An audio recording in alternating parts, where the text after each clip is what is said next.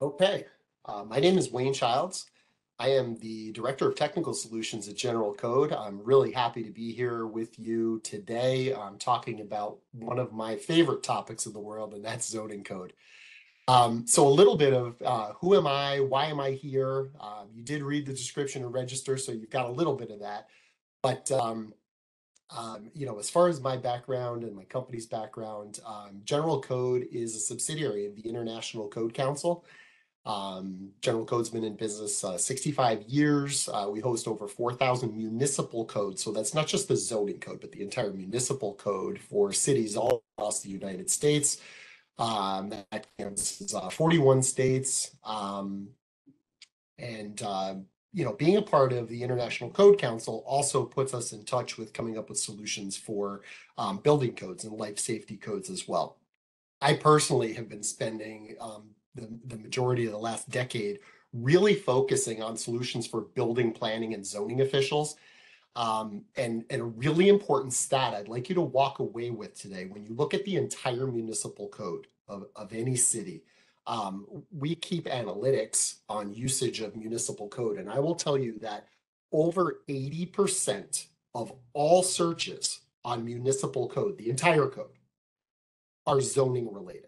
So anybody that has anything to do with zoning administration, writing zoning code, doing planning work for cities, you have a vested interest in how that code is published. So we're going to be talking today about a lot of best practices, hosting this many codes across the country. Fact of the matter is we get to see a lot of those codes. Outside of my professional duties with code, I love it so much that I also serve as the chairman for the planning board of the town and village of Lima, New York. So wearing that hat, I'm not only looking at it from a best practices, coming up with solutions from a code perspective, but also feeling a little bit of that pain myself as far as what are some of those pain points of administering codes, helping in creating those codes and providing customer service at the in municipal government for our constituents. So I share a little bit of that. I saw many of your roles and responsibilities in your communities. So I kind of have a toe in both pools, and hopefully I'd just like to share some of my perspective today on that. So look at the agenda real quick. I basically want to frame up what is the challenge when we talk about challenge of zoning codes, just to make sure we're all on an even playing field. I want to talk a little bit about what citizens want, some survey, the direction of things, trends to come. I want to talk about a concept called user-centered design. It's really important to the philosophy of what we try to do when we talk about publishing advancements for codes. And a lot of the digital solutions we're going to talk about today are really focused on delivering user-centered solutions. I want to give some real good takeaways as far as what is the formula for digital success. And a framework that I would like you to think about is thinking about three components to that formula for digital success with codes: access to the code, formatting of the code, and the code content itself. We really aren't going to be spending much time today talking about the content portion of that, because really the content portion of that is highly individualized. Are you a small town? Are you a large city? What region of the country are you in? Communities have very different challenges when it comes to their code. So we're not really going to be talking about that today. I'm really going to be focused on access and formatting, and there's plenty to talk about, so we won't have any problems there. And lastly, I do want to touch on some proven digital solutions that we've seen work for communities. So right away, let's get to the framing. Zoning codes, what is the challenge? So zoning code as we know it today really started in 1916 as a zoning resolution in New York City. And it literally was written in response to a 42-story skyscraper, one of the early skyscrapers, called the Equitable building in Lower Manhattan.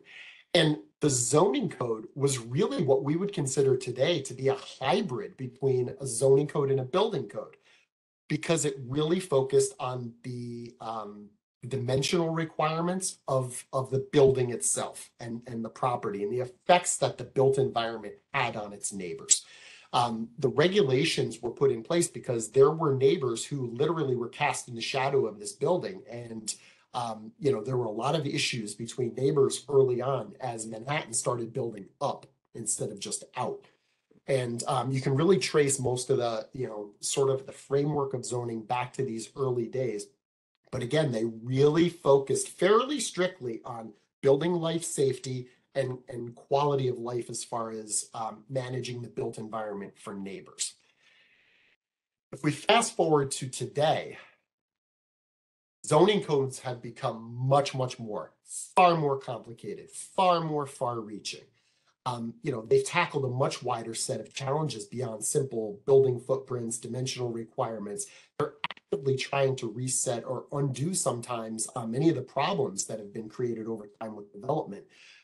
Zoning codes today are addressing quality of life issues, technology, social inequities, environmental concerns, and many more weighty topics than just some really straightforward basic dimensional requirements or allowable uses. Zoning codes are being written and modified to reflect aspirations of communities. Really, it's the zoning codes are becoming much more robust in regards to the plans that they support. So in the end, what you're seeing is significantly larger, more complex codes are being written. A quote I like to share from Mike Ernst, Director of Planning at the Municipal Art Society of New York, and I think it really says what many of us think about and feel about zoning codes. To understand zoning, you have to have a law degree. It's so convoluted and so dense. The whole process of how buildings get built these days is so confusing and opaque to people. There really should be more transparency so people can have an understanding of what the future holds for their city. Now, the bolding on the screen there, terms like convoluted, dense, confusing, opaque, more transparency, and have an understanding. These are all things we can do something about. Some of the solutions I'm talking today are specifically to help unconvolute, make codes not as dense, make them not as confusing, make them less opaque, make them more transparent, to help people have an understanding. So I use that as inspiration for me and my work and what we try to do.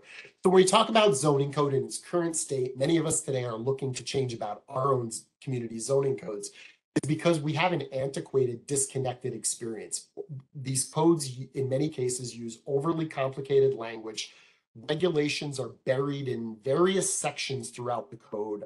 They don't read in a linear fashion that are, you read something and then you're done with that topic. Often that topic will pop up in later sections of the code, which creates a really confusing user for, especially for laypersons that don't get into code a lot. They often contain endless lists, and they're often disorganized. And really that often is because of the piecemeal nature of the updates of that zoning codes go through over time.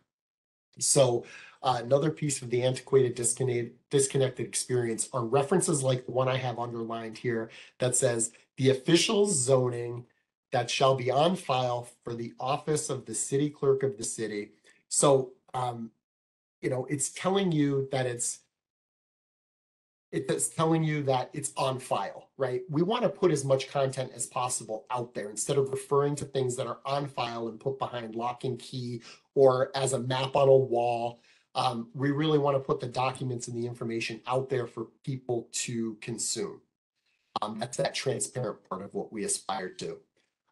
In many cases, zoning codes, even if a community has gone to putting them online and they've taken that first step in digitizing, posting PDF or scanned hard copies, maybe copies of text that were they were copies of copies from 1972, and then you scan it and put it up online. They're not readable. OCR in many cases cannot do a good job on them.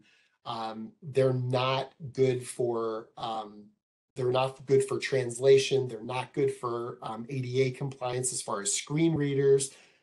They're just really difficult. Just because you have them up, that's a good first step, but we want to advance that.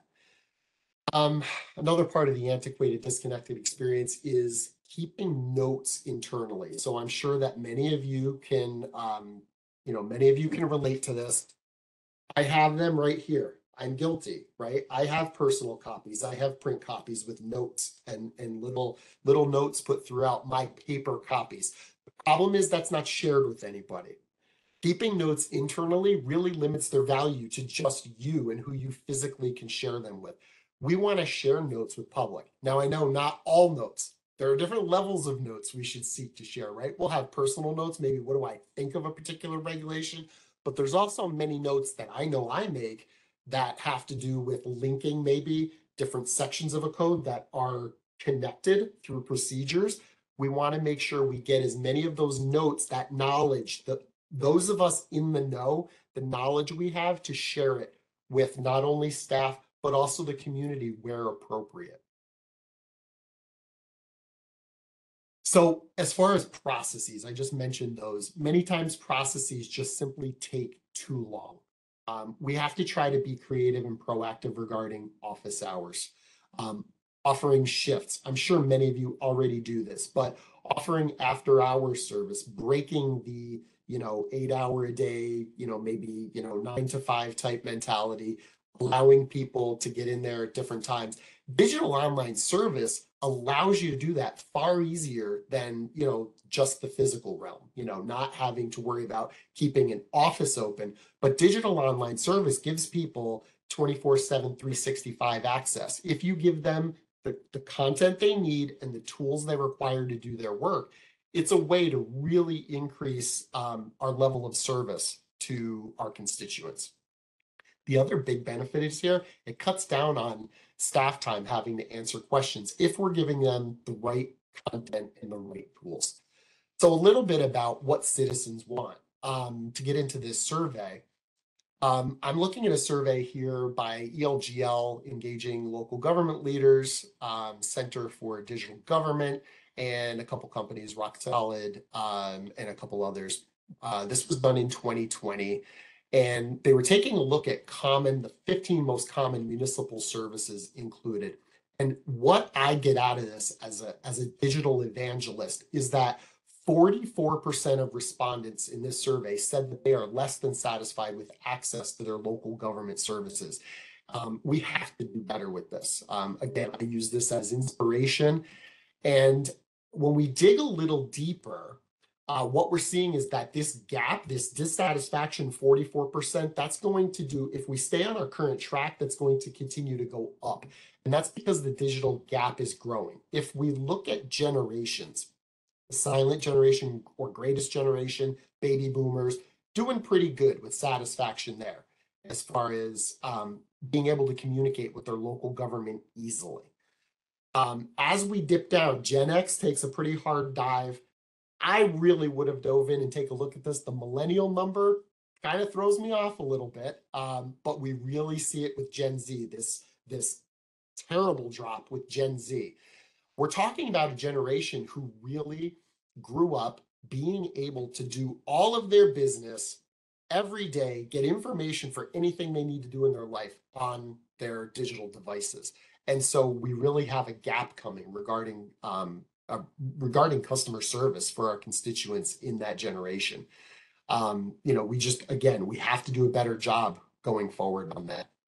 Another really telling part of this study, for me, that was motivational, and I'd like you all to think about this as we talk about digital solutions going forward, how we design them and how we deliver them, is that just recently, mobile devices have actually exceeded desktop computers for how people access the internet. Okay, so what we've seen is we thought for a while that tablets and those devices, they've kind of leveled off. The desktop computers leveled off. Mobile phones will continue to increase in popularity. So the important point is we have to consider mobile first design in any digital updates to content and services and tools that we design. 1 in 5 Americans are smartphone only internet users. So that's pretty powerful. Okay, user-centered design. So why are we talking about digital codes? I make the analogy that that going digital with codes is much like with the invention of the printing press.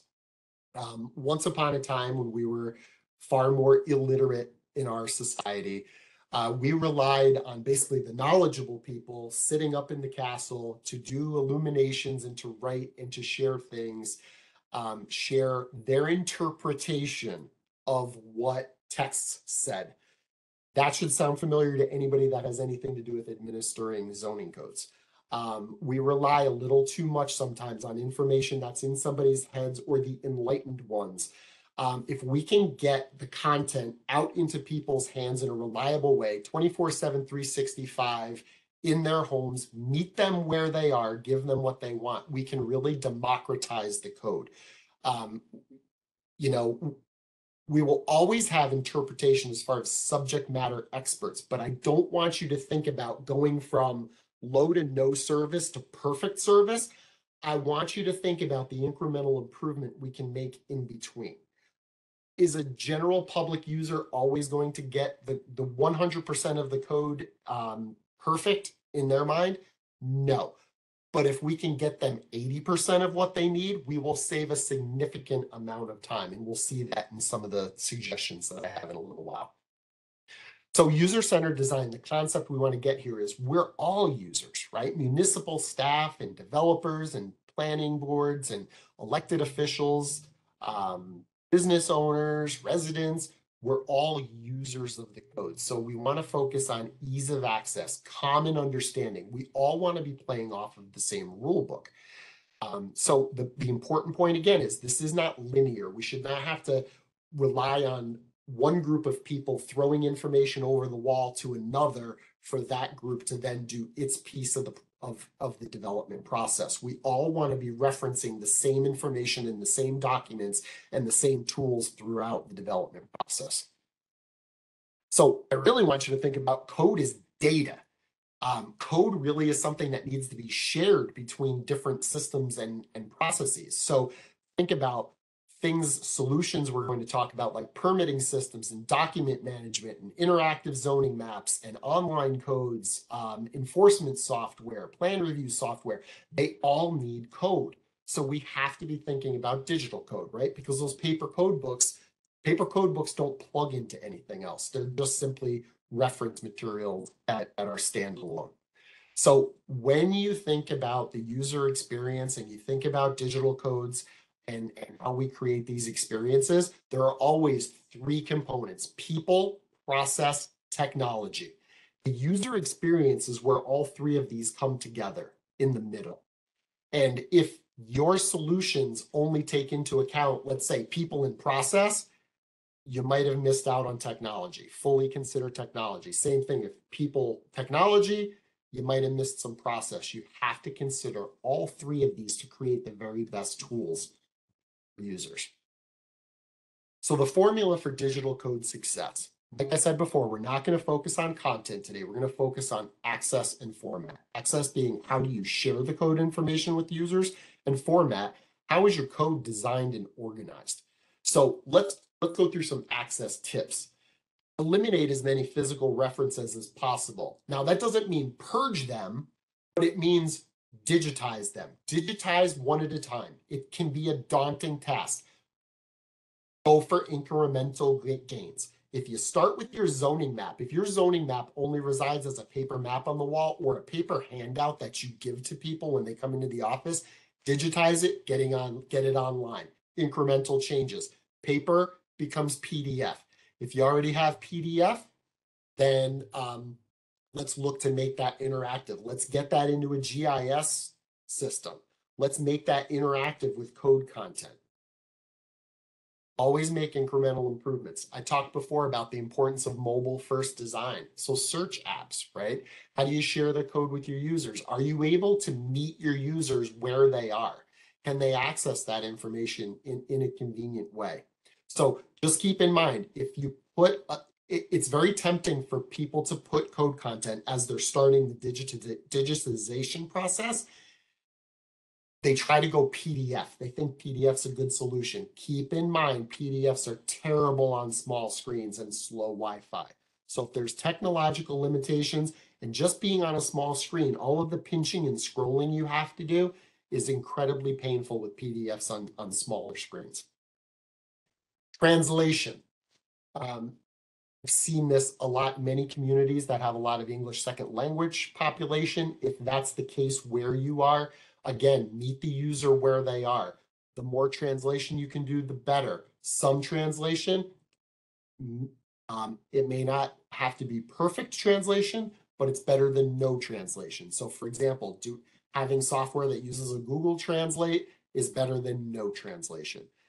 If you have a limited number of, let's say you have a community that has a really large portion of the population that speaks one language, that's probably worthwhile doing, a true project on doing a true translation for that community. So formatting tips. About 10 years ago, we really started to see the increase in the inclusion of graphics, tables, diagrams, illustrations, renderings, using graphics to better convey zoning code. It works. Using tabular information, using images to convey information to people. It makes it far clearer. It helps illustrate exactly what the intentions and the visions of your zoning code are for users. So incorporate those. And when I say that, not just the images, but also just well-designed documents. Paying a little extra to have somebody with graphic design experience design these documents and organize them in ways that makes them easier to use is well worth it. A picture is truly worth 1,000 words. I covered that, the investing in the design, white space. White space is a great thing. It helps viewers get through content. Don't diminish the importance of design. Using plain language. So let's seek to eliminate legal jargon. Successful zoning codes use plain language. That is happening more and more and more. And it's just a winning way to get that across. In some cases, if you can't actually change some of the language in the zoning, we see companion documents being created now, and then we're hosting those companion documents that help explain how to use the code. Speaking of that, add instructions, literally. A lot of times, and this is a little bit of a confession as a code publisher, we used to throw away a lot of these instructions. We considered it non-code material. It wasn't essential. Now we absolutely, because of the complexity of zoning code, we consider instructions essential. Walk the user through. How do you navigate through this code? How do you work through things like hierarchy? As far as how do you know if you're looking up sign regulations, for example, and there's a hierarchy depending on if you're in a particular neighborhood plan or you're in a particular overlay, what is the effect on that zoning code that overlay has? Help them walk through that perhaps by the addition of instructions. So again, zoning code is at the middle of all of these things, maps, GIS, forms, comprehensive plan, connect. You want to connect these things. The code is connected to your comp plan, is connected to your forms, is connected to different community engagement tools, economic development tools. When we create a digital environment, we want to connect these things. Don't let them live in a silo. Always look to link them across platforms. So for some examples here, online and mobile code access. We want to make sure that, things like our building life safety codes and our municipal codes, we can access these. We can get them 24/7, 365, mobile and desktop, meet them where they are. Duplication and storage costs are eliminated. Many cities over the last 10 years, we've seen a huge decline in the number of paper code books that cities maintain. Those were very costly, and often because of the arduous process of updating pages as the code updated, they weren't being updated in many cases, and that led to mistakes. So if you are maintaining many copies of paper codes, I urge you, make sure that those things are up to date. It could really cause problems down the road.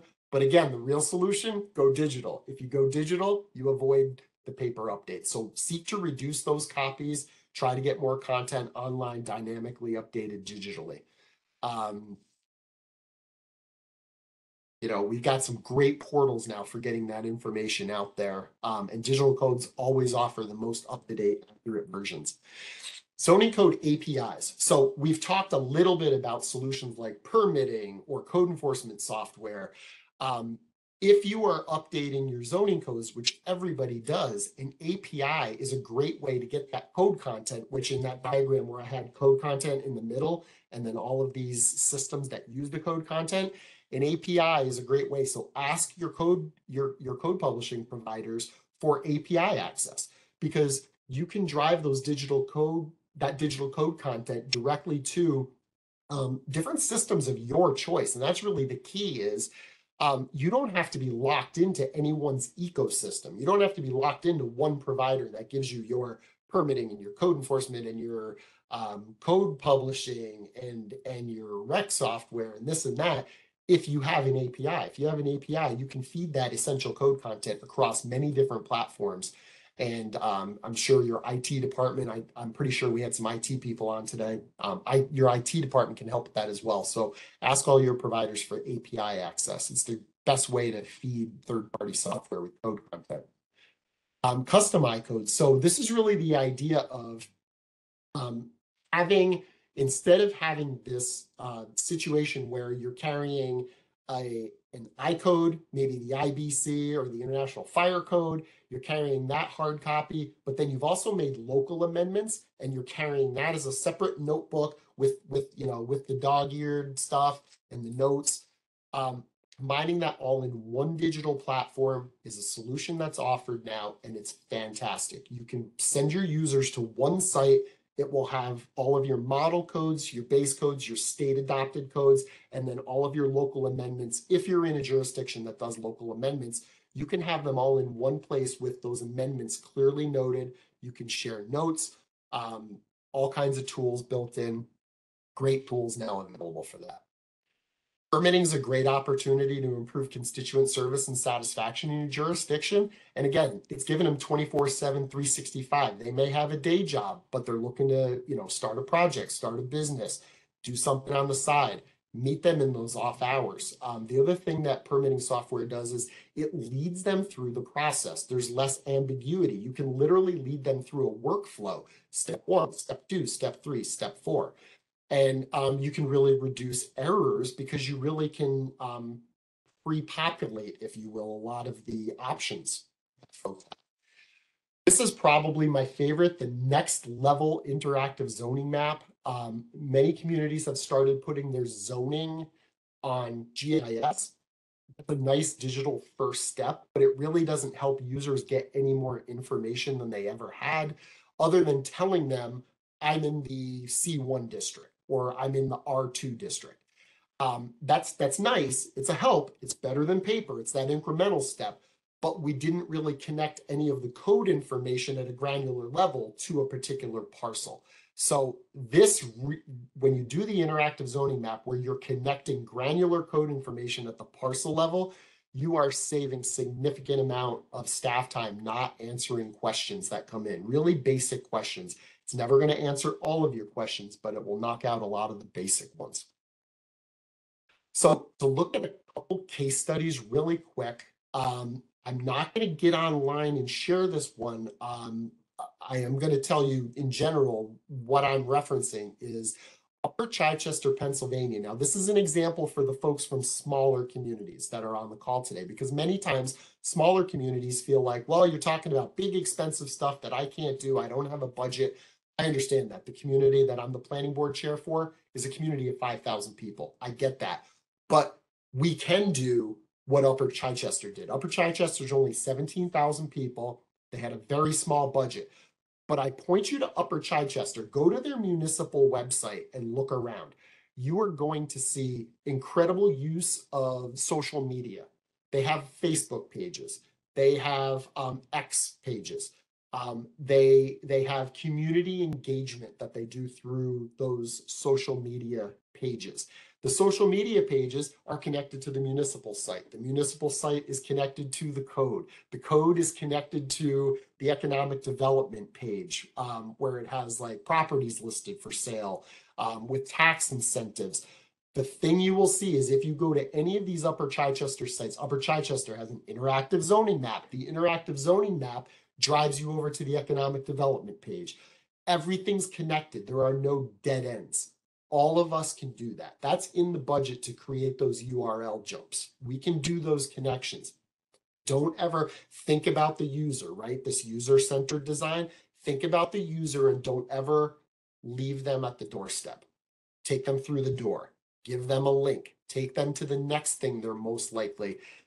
They created they used story maps to tell a story about many of the transportation-oriented development projects and the improvements to their roads and transportation infrastructure. They got in together with PennDOT, created a great story map site that provided the why. Here's what we're doing. Here's the why. And oh, by the way, here's the new zoning code that's connecting to this transportation-oriented development we're doing. Upper Chichester, go check them out. Very limited budget. They did a fantastic job tying everything together. I also want to point out Holland, Michigan. Holland, Michigan has done an absolutely wonderful job. It starts with a great form-based UDO. They did a fantastic job with the design of their UDO. I'm actually going to share some of that with you real quick. They did a great job in the actual design of the UDO, but they didn't stop there. They incorporated a lot of the graphics and the tables and the color coding and the things that made a significantly different code much easier for users to understand. They also took it to the next level with an interactive zoning map. So what that looks like in practice is, we'll take a look at the UDO first. So if we look at their UDO, a lot of the things we talked about all rolled into one example. So they put the design process in, they have instructions, they walk users through the workflow. Here's what you can expect in the development process. This is the application process, site plan review. They walk you through that. When you get into the code itself, color coded, it's a wonderful job, nice, easy to read tables. They've built this all in, great illustrations, very clearly explaining the design standards for the buildings, photographic examples to show you in their community, this is what we're talking about when we refer to this. They built a beautiful code. They didn't stop there though. They saw the value in, let's meet them where they are, right? One of the things about an interactive zoning map is zoning code always has a geospatial component. It's always about a particular place. So they recognized that and they built an interactive zoning map where even though they have a fairly complex code for a community their size, they wanted to make it easier for people to understand how these regulations applied to them. So you can actually search by use. So if we take a look at right now, this is the entire city with all of the zoning districts turned on. If we take a look at a use like gas station, with one click, you can now identify parcels where that's an allowed use. Now, anybody here who administers codes, you have an idea of how much time that takes. A user does not have to read through every single base district. They don't have to read through all of these to understand, is that an allowed use? They don't have to go to a use table and go through the table. They can simply click on the use in an interactive zoning map and show you right on the map. So if I'm interested in a particular parcel, I can now learn more. We're basically answering two basic questions. We're answering, where can I put a business? I have an idea for a business. I want to come to your community. Where can I put it? Or what can I do with my existing property? I already own a property. I already own a business. I already own a parcel. What are the things about it? Signage details, signs, notoriously difficult. We can build that right into one tool. So again, we're aggregating information and we're walking users through information they need. Dimensional standards, all here. I don't have to jump back. I don't have to look at the zoning map on a GIS and then jump back over to the code and start reading through code. All in one place, one interactive map. I can read through all of my dimensional standards. I can look at my uses. I can learn more about, I did want to put a gas station in. definitions, development requirements, vehicle parking, bicycle parking, special land with restrictions, procedure details, right? There's a particular procedure, and we can lead folks through, create linkages, go back to the code, learn more about the process. Again, it's about linkages. It's about putting more information in fewer places and making it easier for people to understand the regulations that apply to them. Thank you all very much for time. I know time is incredibly valuable. And so for everybody who did come today, thank you so much for that. I really appreciate that. And I hope that what I shared today, even if you just got one nugget, that helps you out, that means the world to me, that I was able to help at all in any way, if not through any one fact or piece of information, maybe if it was just for a little spark to get something done. I speak at a lot of APA conferences, and I know that there's a lot of energy that follows those type of conferences. So maybe this will just serve as a little energizer to say there are people out there doing it. I can make incremental change. I can make a difference in this process. Sometimes it's really frustrating, and you know, and it's hard, but we really owe it to our constituents to make these incremental changes, and we can make a difference. We can make small changes that make a big difference. So thank you all very much for sharing your afternoon with me.